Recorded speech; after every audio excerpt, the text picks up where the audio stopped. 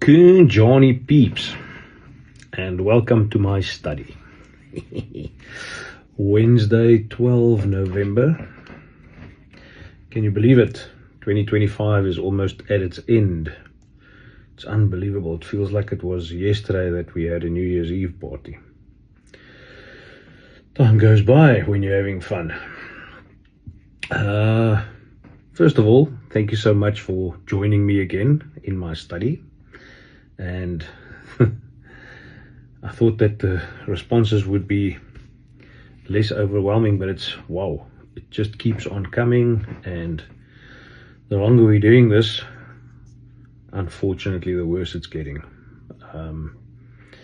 I wish it was something that I could say that franchising in South Africa shines a bright light, but it doesn't. Yo, peeps. I think I said this before, or I might have said it to somebody, but it's because I'm the first guy to speak out. Sort of, you become the spokesperson of a group, and this group is growing, and it's just shocking from all sides of the world. It's just absolutely shocking what is happening in franchising in South Africa. Watched a video from a gent that owned some fish and chips takeaways businesses in franchising, and long and short is that his franchise all control the price what he sells at and what sort of promotions they run, but had no flexibility for market related pricing on potatoes. And the guy took a fish and chips business and made the most volatile commodity in South Africa the key in that business, and he fixes a price. And when things didn't work and his franchisees couldn't keep up, made it look like it was their fault. I watched this video and I was like, fuck, that's me. And then I get sent a video by a mate of mine of some woman talking in I'm not sure if it was Parliament or what, but I'm not going to go down that road. But she was advocating for franchise rights in Gauteng, because apparently Pick n Pay is mistreating their black franchisees in the township stores. Now let me tell you something. This Vito knows a few things about that little township business. They used to be called Pick n Pay emerging market stores back in the day. And why I know this is because I supplied most of them with fresh produce. And the business that I owned that supplied them with fresh produce competed with Pick n Pay directly. And didn't turn out great. But yeah, I have to verify the sources first, and then I'll tell you the story. Might as well tell you. I supplied a whole whack of these stores, and lo and behold, one day I delivered to Pick n Pay in Tembisa, and I used to actually go to these stores myself and go and pack the shelves. I'm sure there's people out there that will remember me as the carrot man. I was probably the only guy in the country that could get carrots for a price that nobody's ever seen, because I just used to buy so much. So yeah, and just a lesson on distribution centers in restaurants, boys. You buy more, you get a better price, then you can supply your customer at a better price. Don't fight with your customer, fight with your supplier, Mr. Distribution Center. I know a little something about distribution. There were quite a few Pick n Pay emerging market stores. And yes, boys, I heard some stories there. And although I love that brand to bits, if franchisees are being mistreated, not on, boys, not on. I have to say that Pick n Pay must be one of the brands that I love the most, because that's where I started my career off as a casual worker many moons ago.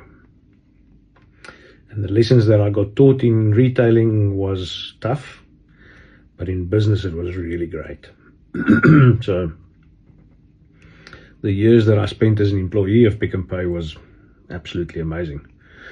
As a matter of fact, that is how we moved from Johannesburg to Cape Town, my family, myself and my gesinnetjie.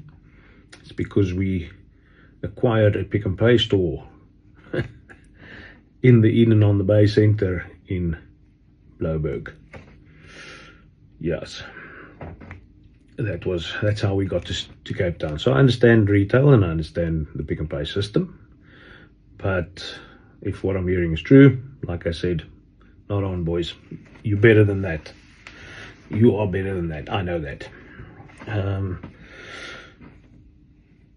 Another interesting thing is I actually just saw an advert for a franchise for sale, because I was wondering in the week if I've got my figures right, because some people asked me around the price per square meter that we spoke about, and I said you can go from 15,000 to 20,000, and people questioned and said, but sure, that's rough. And I went, that's what it costs.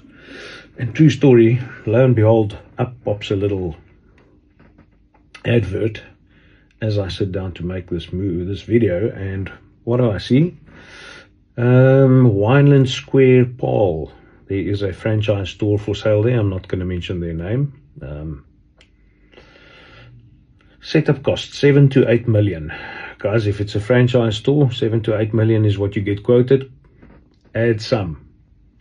In this case, I'd say add another 20 to 25% on top. Okay. What you need is unencumbered cash. That's your own money in your pocket. 50% of the setup cost. So, which means you would need at least 4 million rand in your hand to set up the store. The size of the store is 450 square meters. Okay, let's pull out the calculator and work this out. So if we say 8 million divided by 450 square meters, we are looking at 17,700 South African rand per square meter to build that store. That's the quoted price, guys. Ask me, I know. That will be 20,000. Okay, just as a lacka. Right, guys, episode 6. I think we need to call this the Lawmaker or the Lawbreaker, because we are now going to look at a bit of law. Normally quite boring to people, but trust me, in business, the more you get to deal with it, the more interesting it gets. Law is something in South Africa that is it's something I've always wanted to be a lawyer. That's what I wanted to grow up to be, but couldn't get to that. I decided to take a different route. But in any case, law in South Africa is something that gets interpreted by the courts. The short version of it is, as jy kak aan jag, you need a lawyer. A lawyer will represent you up to a certain stage, and then you'll need an advocate. In hierdie braas, they are pricey, but they are pricey for a reason, because the things that they come up with is wild and wonderful, and in most cases, yeah, I suppose law has been served. But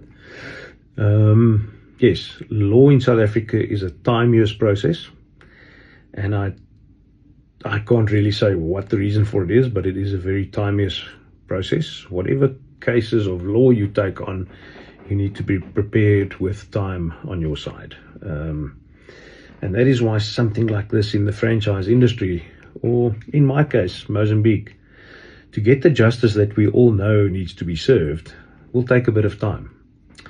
But yeah, most people in my position don't have that time and the other side of the time. And yeah, that's how franchisors win the game. That's what we found out in the past week or so. And that's loosely spoken, but I've spoken to probably 7 or 9 different franchisees from different groups. And the modus operandi stays the same. We get you to your knees, we force you out. If you don't like what we do, you can take the highway. If you don't like that, see us in court. By the time you get to see them in court, they've drowned you out so much that you don't have the money to fight them.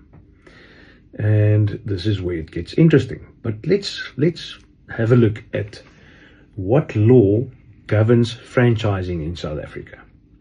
Guys, please bear in mind, this is one of the biggest industries in South Africa in terms of employment creation, in terms of personal investment, in terms of community service. It's one of franchising in South Africa is probably the biggest industry. It's broken down in so many segments that nobody realizes this, but that if you go and look at the core of that, it's one of the biggest industries in our country. And you would say to yourself, what sort of law governs that industry? Surely there must be franchise law, right? Surely there must be a body that represents franchisees, or a government institution or something like that. Nope. The regulator of the franchise industry is a company called FASA, Franchise Association of South Africa. Me as a franchisee that go and complain to them, they cannot help me if the franchisor that I've put the complaint against is not registered with them. Now, who pays the registration fee? The franchisor pays the franchise association to make sure that they don't fuck up. That sounds cool. So the regulatory body is paid by the person that's getting regulated. Cool deal, boys. Lekker. Do I have to be a member of FASA? Nope. So the question now gets asked, what does it mean? It means fork all. That's what it means. You as a franchisee stand pretty much alone. You are governed by, first of all, let's have a look at this. I actually had to go and get this sort of studied up and make sure that I'm not talking shit. Right. A franchisee in South Africa is recognized as a consumer.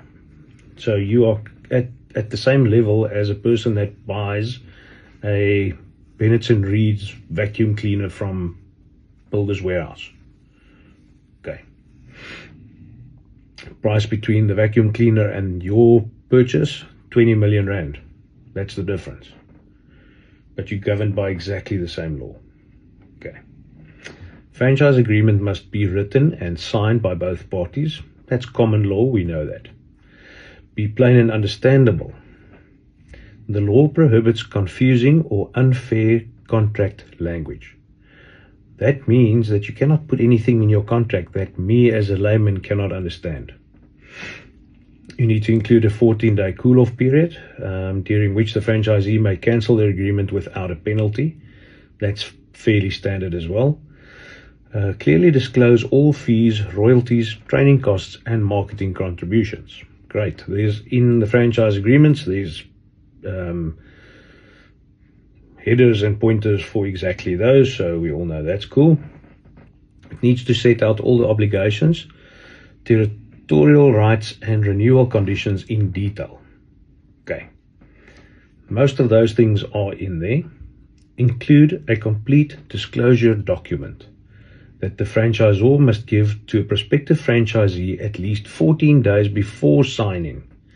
This must include financial performance information and details of any litigation involving the franchisor. This is important, guys, because if I had known that I needed to ask for a disclosure document, then I would have asked for it. And I'm sure there would have been things there that would have worried me. Because if I look at the law that clearly says that I needed to have that, I never received that. I don't know how many other franchisees out there, and not you only, Mozambique, other franchise groups, give their prospective franchisees this document, a disclosure document, which needs to tell you financial performance information, the details of any litigation. Litigation, guys, in layman's terms is anybody suing anybody. That's litigation. Okay. First of all, this is how it gets important now. Me, as a ex-franchisee, whatever you want to call me, never had this disclosure document. What happens now? If you had to disclose at that stage, do you think I would have still invested? Who knows? The next thing is, when we enter litigation, what we're busy with currently is running into litigation, which means that whoever signs up with Mozambique going forward while we are busy with our court things needs to know about me. Okay, that's why that's important. Okay, let's carry on with that. The CPA also prohibits unfair, unreasonable, or unjust conduct by franchisors, including misleading representation or abuse of bargaining power. Talk to a landlord, boys. Make promises on behalf of a franchisor, boys. That's abuse of power.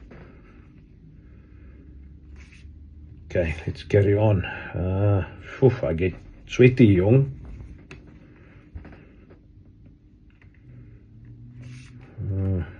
Okay, let's see. Where are we?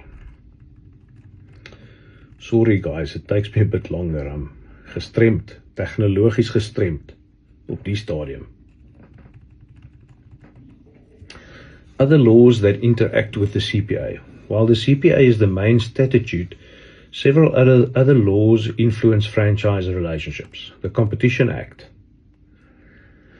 regulates anti-competitive behavior. A franchisor cannot impose resale price maintenance or territorial restrictions that amount to collusion or market division. Oi, boys. The Companies Act, that governs the entities behind the franchisor and franchisee. That is common law. There's intellectual property laws, which protects the trademark, the branding, and the know-how that are typically licensed to franchisees. And then there's common law of contract, still underpins the relationship, meaning concepts such as good faith, misrepresentation, duress, and breach of contract continue to apply. Let me explain the difference between good and bad faith. I am your franchisee. We've got a contract. My landlord phones you for whatever reason and tells you that he wants to take my store over, or whatever the case may be, whatever you're pleading that's what happened. And you pick up the phone to me and say, listen, your landlord contacted us and there's a problem. What can we do to assist you? That is good faith. Bad faith is somebody contacts you and says the same story, and instead of you phoning me, you engage in a conversation with them who you had no previous contractual agreement with. That is bad faith. That's the difference in layman's terms. Talk to a landlord, they said. It will be fun, they said. Okay, so then we go to enforcement and remedies. If a franchisor breaches the CPA or acts unfairly, the franchisee can lodge a complaint with the National Consumer Commission. Okay, that's going to take some time. The matter can be referred to the National Consumer Tribunal for enforcement. That's going to take some time. In serious cases, civil action can be taken in the High Court, especially for damages or declaratory relief. Diana.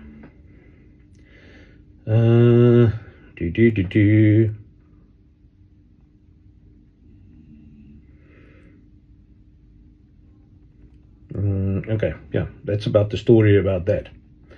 Okay, so key takeaways from that. In the Consumer Protection Act, it's the backbone of the franchise regulation. Transparency, fairness, and disclosure are the guiding principles. Franchisees have consumer rights, including protection against exploitation. Franchisors must act in good faith and cannot mislead, coerce, or unfairly terminate agreements. Breaches can lead to civil, criminal, or administrative penalties. Okay, lekker guys. So the short answer to what regulates franchises and should you put money into a franchise is no.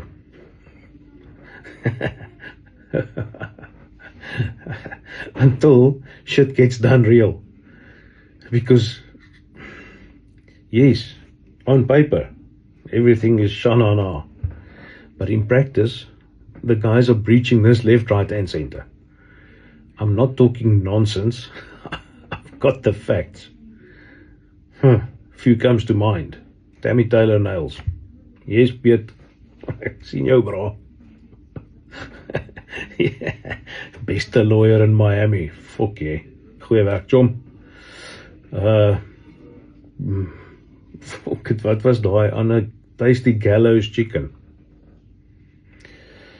Dis net insane. Dis is om ek het nou het ek met iemand gechat wat 'n franchise gekoop het. Die franchisor supply die produk wat hulle moet verkoop. Hy verkoop dit, die franchisor het nie genoeg daarvan nie. Dan word sy probleem om die kliënt dit uit te sort.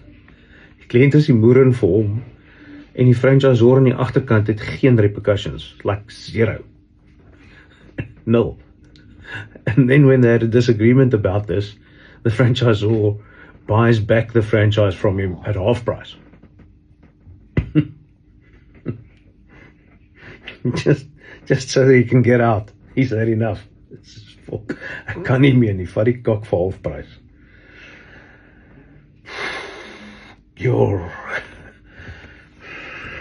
Fuck it, guys. Yeah, the biggest industry in South Africa is not regulated. Yo. So, watch this space. Heed a word of warning, watch the space. There might be something coming. That's episode 6. I'm going to keep it short because I think my attention span has gone for a zero. And that's enough law for me for one day. If you've got other questions about this, give me a shout. I'm glad to answer them. Guys, and then, the next one that we're going to do, I'm going to keep episode 7 for... We've now realized franchising is unregulated. So I'm thinking I'm going to keep episode 7 for questions around how do banks finance something that's unregulated. Because that's also an interesting story in the Mozambique book. But yeah, we'll get to that. I think you're going to enjoy that as well. How does financing work in the franchise industry? And I'll think of something else for that episode as well. Guys, be kind to yourself and to others. And like I said previously, may you in this week coming get back exactly what you wish on others. May the sun shine where your plants are planted and the wind blow where your washing is hanging. Love yous.